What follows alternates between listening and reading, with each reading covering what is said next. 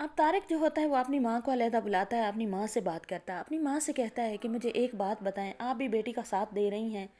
اگر اس لڑکی نے کسی سے محبت کی ہے، وہ حماد سے اس نے محبت کی ہے، جو بھی ہوا ہے، تو نرگس کس کھاتے میں آ کر یہاں پر بیٹھی ہے؟ اس کی بھی تو کچھ بیک سین میں یہی سٹوری ہے نا۔ اور پھر نرگس جو ہے وہ ہر وقت عالیہ کو ٹارچر کرتی رہتی ہے، ذلیل کرتی رہتی ہے۔ تو جو ہوتی ہے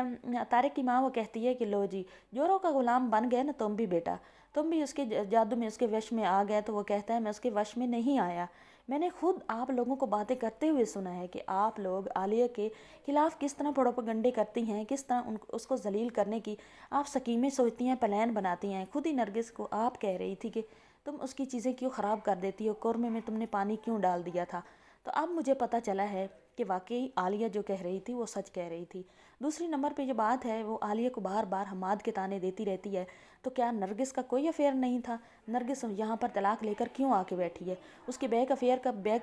جو سٹوری ہے اس کا آپ کو نہیں پتہ؟ تو اب جو ہوتی ہے وہ تو رونے پیٹنے لگ جاتی ہے طارق کی ماں، کہ وہ ڈرانا چاہتی ہے، وہ نہیں چاہتی کہ اس کی بیٹی کے بارے میں کوئی کسی قسم کی بات کرے۔ اب نرگس جو ہوتی ہے وہ بھی ساری باتیں سن لیتی ہے، تو نرگس بہت زیادہ ڈر جاتی ہے، لیکن ڈرنے کے بعد بھی وہ باز نہیں آتی۔ اب علی جو ہے وہ بھی جاتا ہے وکیل کے پاس، وکیل کو ساری کہانی سناتا ہے، اسے بتاتا ہے کہ اس طرح اس کی بھانجی جو ہے پھنس چکی ہے اور اس کے ماں باپ نے پھنسایا ہے، لیکن وہ اس پر تشدد کرتے ہیں، اس کا ریمانڈ کرتے ہیں، ذہنی جسمانی دونوں، ساری گھر کے عورتیں بھی اور مرد بھی، تو وہ وہاں سے کیسے چھٹکارا پا سکتی ہے۔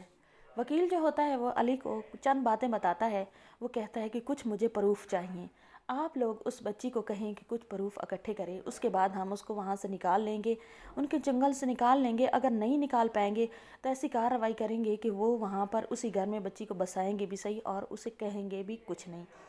علی جو ہوتا ہے وہ پھر ایک بار عالیہ کی طرف جاتا ہے، اسے کہتا ہے کہ کچھ تم نا موبائل میں ثبوت اکٹھے کر لو۔ عالیہ کہتی ہے کہ مجھے ثبوت اکٹھے کرنے ہی نہیں ہیں، اگر میں نے ثبوت اکٹھے کر لیے، آپ نے کیس کر دیا، وکیل میرا کیس لڑے گا اور جج یہی فیصلہ کرے گا کہ